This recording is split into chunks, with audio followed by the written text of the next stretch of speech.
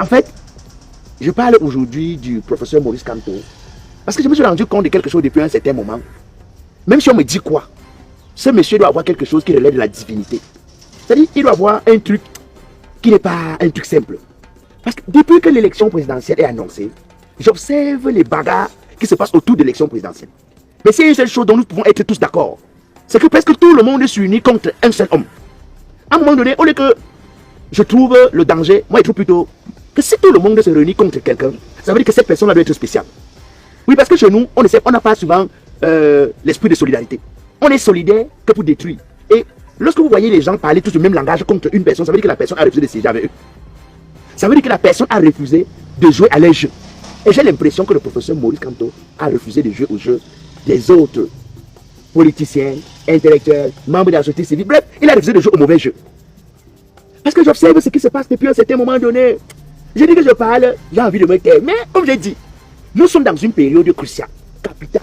Les gens doivent savoir que nous sommes dans une période où chaque citoyen doit prendre sa responsabilité en main. Ne rien dire, parce qu'on a peur qu'on nous traite de sympathisants ou de militants d'un parti politique, ce serait être complice de ce qui arrive à ce pays, de ce qui nous arrive au quotidien, sans le savoir. Et il faut que les gens le sachent. Nous sommes à une période où chacun doit prendre une part de responsabilité. Nous sommes à un tournant où chacun doit dire sa vérité. Parce que se taire, c'est se faire complice. Parce que nous sommes à une période où ne pas agir, c'est accompagner la méchanceté dont les Camerounais vivent depuis plus de 40 ans. Chacun doit pouvoir prendre une petite part de responsabilité.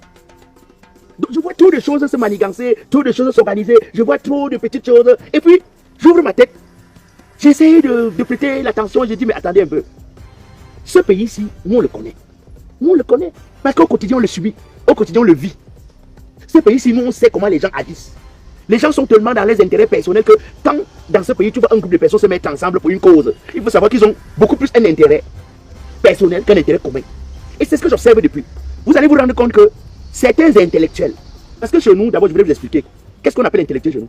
Chez nous, un intellectuel, c'est quelqu'un qui mange dans l'assiette de l'État, officiellement ou officieusement, et qui vient sur le plateau tous les dimanches, détruire ceux qui veulent qu'on change le système.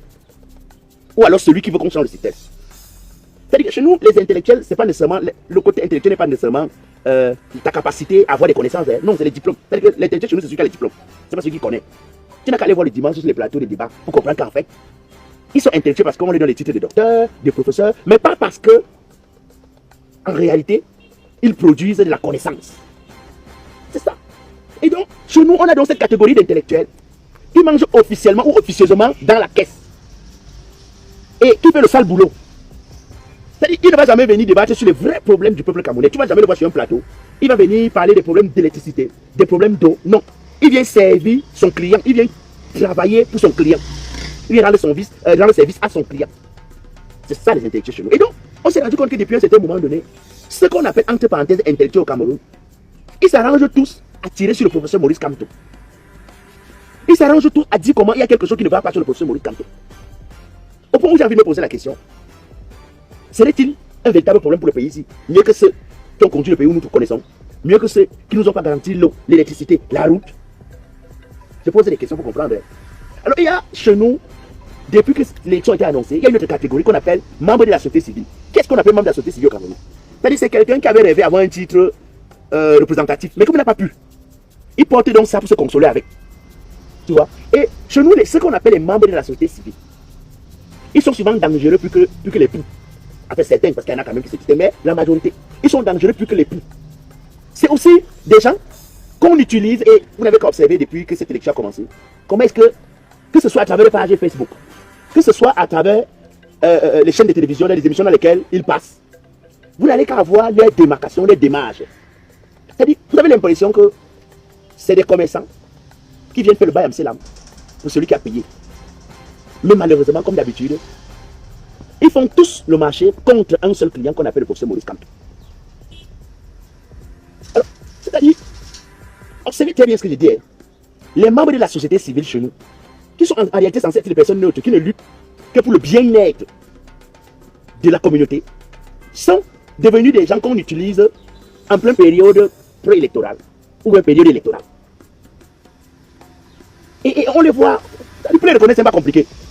Ils vont tout faire. Ils utilisent des arguments tellement pauvres, des arguments tellement faibles, des arguments en réalité qui ne transmettent que la haine, la méchanceté envers un seul candidat qu'on appelle le professeur Maurice Kamto. Souvent, j'ai envie de te demander, tout ça. Après, tu regardes même les vieux quotidiens, c'est misérable. Il n'y a rien de consistant pour que tu dises que, bon, peut-être qu'au moins, ça peut justifier le sale boulot. C'est-à-dire, chez nous, au Cameroun, la grandeur d'un homme, c'est qu'il a une petite voiture, qu'il porte des beaux habits, voilà. Voilà ça à quoi? À chaque fois où un homme se lève pour dire que je veux la rupture, on n'aime pas la rupture chez nous. À chaque fois où un homme se lève pour dire que c'est trop, il faut qu'on passe à autre chose. Quelques maigres personnes qui ont pu tromper le peuple en donnant l'impression qu'ils étaient du côté du peuple, qui se sont positionnés comme les défendeurs du peuple, mais qui en réalité sont des infiltrés. Ils s'arrangent à détruire celui qui serait un vrai problème pour le système qui est installé depuis plus de 40 ans. Ça, c'est la réalité qu'on ne vous dit pas. Ça, c'est la réalité qu'on ne vous dit pas. Et on les appelle les femmes de la société civile. Alors, il y a une troisième catégorie chez nous qui s'arrange à détruire le peuple fatigué du manque de système éducatif acceptable. Le peuple fatigué, épuisé du manque d'eau. Le peuple épuisé du manque d'électricité. Cette catégorie-là, ce sont ces opposants. Vous allez vous rendre compte que tous ces opposants s'opposent contre un seul opposant, qui est le professeur Maurice Kamto. Tu as envie de me taire, mais je dis, mais attendez, si je ne dis rien, je serai complice. Si je me tais sans rien dire parce que j'ai peur qu'on dise que je suis militant, je suis tout sympathisant, je serai complice. Si je souhaite que le Cameroun, qu'après 2025, que nous ayons une autre république, que nous ayons une république où la justice sera le mot d'ordre, où l'injustice sera bannie, que nous ayons une république où quelqu'un ne va pas se permettre de sa position pour nuire aux autres. Si je souhaite que nous ayons une république où le sous-préfet, le préfet, le gouverneur, ils ne vont pas se constituer à la place du parti au pouvoir. Ils ne vont pas faire le travail du parti au pouvoir dans les villages, dans les régions. Il faut que je dise ça. Il faut que je vous dise que donc, il y a une catégorie d'opposition. En fait, c'est dans un pays où vous avez toute une opposition qui s'oppose contre un opposant. Et vous avez envie de vous poser la question. Mais comment tout le monde... C'est-à-dire que vous avez toute une opposition qui s'oppose contre un opposant. Finalement, vous vous demandez, mais est-ce que ce n'est pas finalement cet opposant-là qui a la vérité? Le fait que tous conspirent contre le professeur Maurice Kamto, je ne vous mens pas. Chaque jour, au moins, mon amour et mon admiration pour le professeur Maurice Kamto. Vous avez la société civile, elle s'attaque contre le professeur Maurice Kamto. Vous avez ce qu'on appelle les intellectuels, ils s'attaquent contre le professeur Maurice Kamto.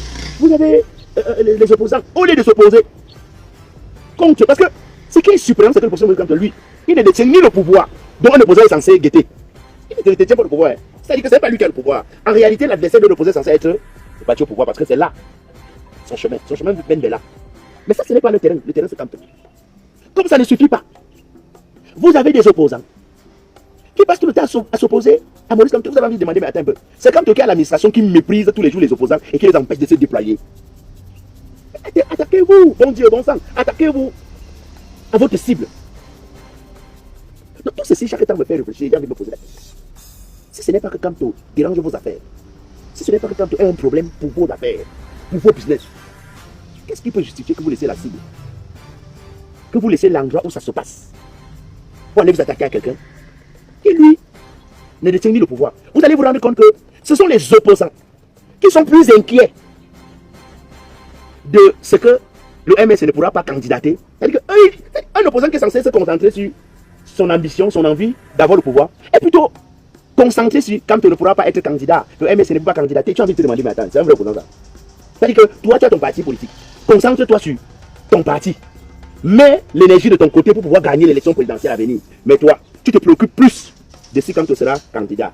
De si la loi dit que le MS va candidater. Ça te regarde à quoi? Tu n'es ni militant ni sympathisant. C'est quoi ton problème? Si ce n'est pas que tu es un chargé de mission, si ce n'est pas qu'on t'a envoyé faire la lutte. Tu avais posé la question un jour ici que pourquoi à la veille de chaque élection, les gens nous ramènent toujours les mêmes mots. Le tribalisme. On essaie d'opposer le Bamileke contre le Béti contre le Bassa contre l'anglophone. Ça, c'est la faute des élections. C'est la faute de chaque élection. C'est quoi l'intérêt? Qu'est-ce qu'on recherche au fond?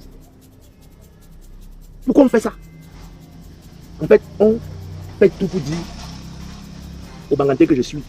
Il ne faut pas que j'oublie que mon frère Nyadi Fendi est la deuxième personnalité de cette république et que pour ça, je dois rester proche. du pouvoir. C'est-à-dire que je dois voter ce qui me garantit ni l'eau, ni la lumière, ni l'électricité, ni le travail, ni rien. Et souvent, je leur pose la question. Est-ce que vous êtes sûr que mon frère du village se sert de sa position pour aider le village, ou alors il se sert du village pour aider sa position, pour maintenir sa position? Parce que la vérité, c'est que ils se servent de leur position au village, de leur situation au village, pour maintenir leur position. Ils ne se servent jamais de leur position pour soutenir le village. Donc, toi et moi qui sommes au quartier, qui n'avons pas de tête, n'avons rien là. C'est nous qui subissons. Parce qu'on nous fait croire que c'est notre frère qui est là. Ce qui est intéressant, c'est que vous allez vous rendre compte. Et c'est là où je dis que c'est pourquoi à un moment donné, je ne peux pas me taire, je dois parler. Depuis que j'écoute le professeur Maurice Kamto, première des choses, il a un seul adversaire. Le RDPC et son candidat. C'est-à-dire que, vous avez encore, il parle du RDPC à chaque fois de son candidat, mais jamais d'un opposant. C'est-à-dire que quelqu'un me balance une image où un il a dit que je suis contre tel opposant, ou je ne suis pas d'accord avec tel opposant. Non, sa cible est claire. C'est le pouvoir. Sa cible est claire. C'est-à-dire que c'est la chaise qui permet de donner une véritable orientation à un pays. Donc moi, je voudrais encore dire à ceux qui se laissent manipuler, aux esprits faibles, qui se laissent embrouiller. Moi j'ai toujours dit aux gens, ce n'est pas parce qu'aujourd'hui vous avez dit quelque chose qui parle à l'avantage du peuple, que demain vous avez le droit de manipuler le peuple sans qu'on ne vous ramène à l'ordre. Zéro. Zéro. Le peuple idiot bête est passé. Aujourd'hui le peuple camerounais est éveillé. Les souffrances ont réveillé le peuple camerounais. Les difficultés du peuple ont permis au peuple d'être éveillé. Ce n'est plus possible.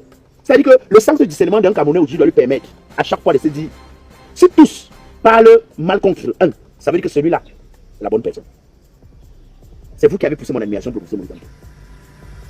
C'est vous qui avez poussé mon admiration pour ce monsieur.